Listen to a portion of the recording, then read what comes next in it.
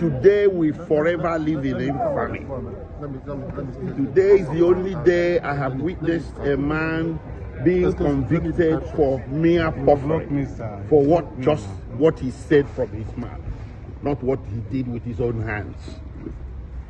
The verdict is not consistent with the evidence laid before the court. The sentence is overbroad, cruel, and unusual. How can you convict a man for making mere broadcasts from a location that was never named, and he never tied that broadcast to any single incident of violence, or even someone slapping someone, not to talk of terrorism? He did all this. He didn't lay any evidence. I don't know where this whole verdict can be grounded in law, logic, or facts. We disagree with the judgment vehemently. Completely. Yes. Yes. And we are going to fight it from here onwards until justice is done. Yes. Yes. Yes. There's no justice yet. Yes. Justice must be served.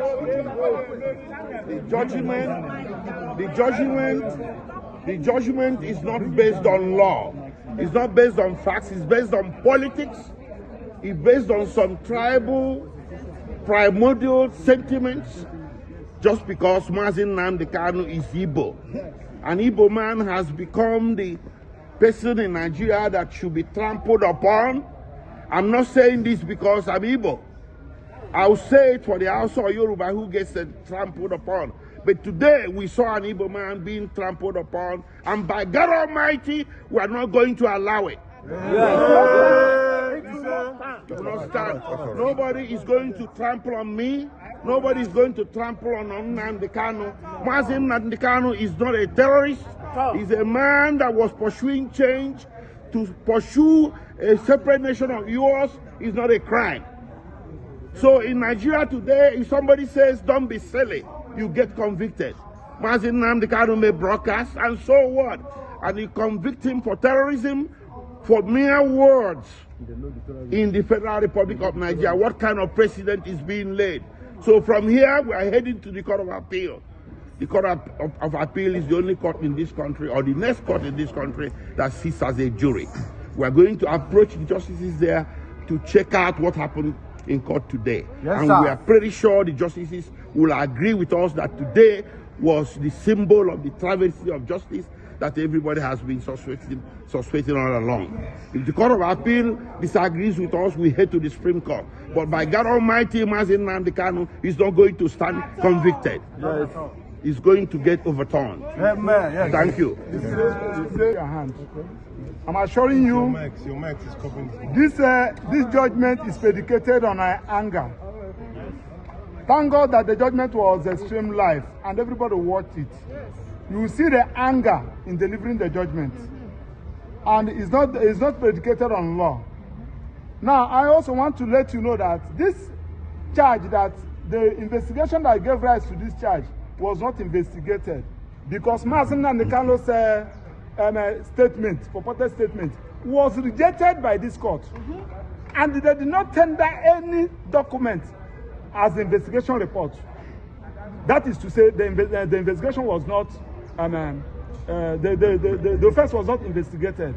Having said that, also something that happened in court today, Nnamdi Kanu filed a matter in Court of Appeal, and he is asking, my lord, that particular matter I filed in Court of Appeal anchored on this particular issue. Please, can you just suspend this judgment? Let Court of Appeal direct what to do. My lord refused. Now, on the issue of anger, you journalists will bear with Nnamdi Kanu. Government, Nigerian government, and the judiciary are not fair to Nnamdi Kanu. What do I mean? Nnamdi Kanu was given judgment by Court of Appeal. Federal government refused to comply with that judgment given by Court of Appeal until after 8 days before they appeal against it. When we get to the Supreme Court directed prosecution what to do. Amend this particular charge. Nnamdi Kanu was saying that, please, can you amend this charge? They refused. With the combined effect of all this, I'm assuring you that this judgment will not stand. And the Court of Appeal will do justice to it. Now, I also want to plead with judiciary. Nnamdi Kanu is representing himself because the court has given the prosecution a blanket order to detain Nnamdi Kanu wherever they want.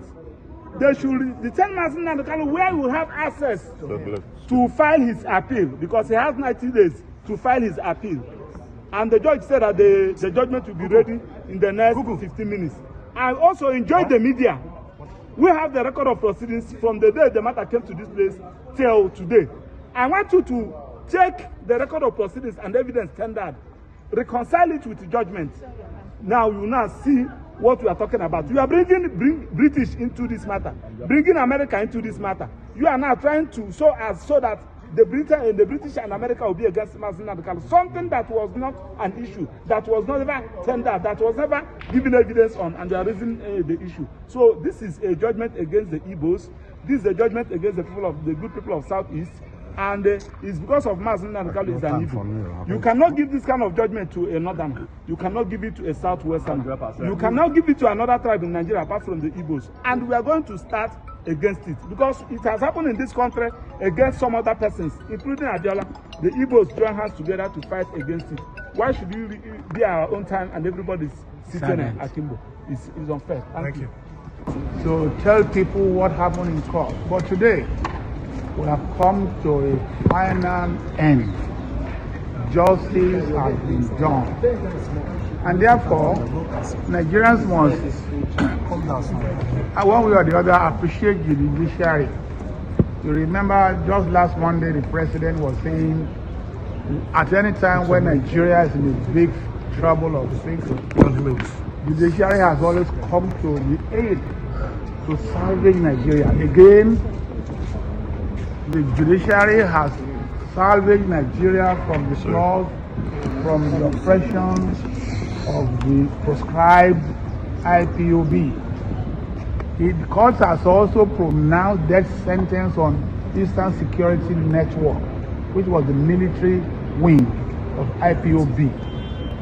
Today, God has brought an end to injustice, oppression, suffered by our brothers and sisters of the eastern states of Nigeria.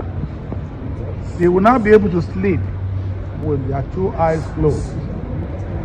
What is important is that every Nigerian must consider issue of security as his personal business. When you look away, when you compromise, or when you show fear, you are encouraging the miscreants, the vandals, the criminals, the terrorists to fester. This issue ought not to have festered for that long. Nigeria is our own country. We have no other country we can call our own. Secondly, it is our responsibility as Nigerians to help the government by way of information. You had during the trial information concerning how several heads of human beings were used as very a scoundrel, somebody who is a criminal. Some just because people were afraid. We all must be courageous enough to confront terrorism, criminality, and all sort of things. I know that, political insinuations or perspective will be put into this matter. I was in court in there when somebody was saying, Yoruba, Hausa, Igbo. We are all Nigerians. We must love one another. We must not compromise the security of the country on the basis of those primordial sentiments. So I congratulate Nigeria today for seeing the end of this, and let it be a warning to those who may think they are bigger than Nigeria. Nigeria is bigger than every one of us. The law is bigger than every one of us. And the law will take its course to deal with miscreants, to deal with terrorists, to deal with criminals. You know, all of us are victims when we keep quiet. All of us are victims when we don't do what we ought to do. Therefore, let everybody be a Nigerian.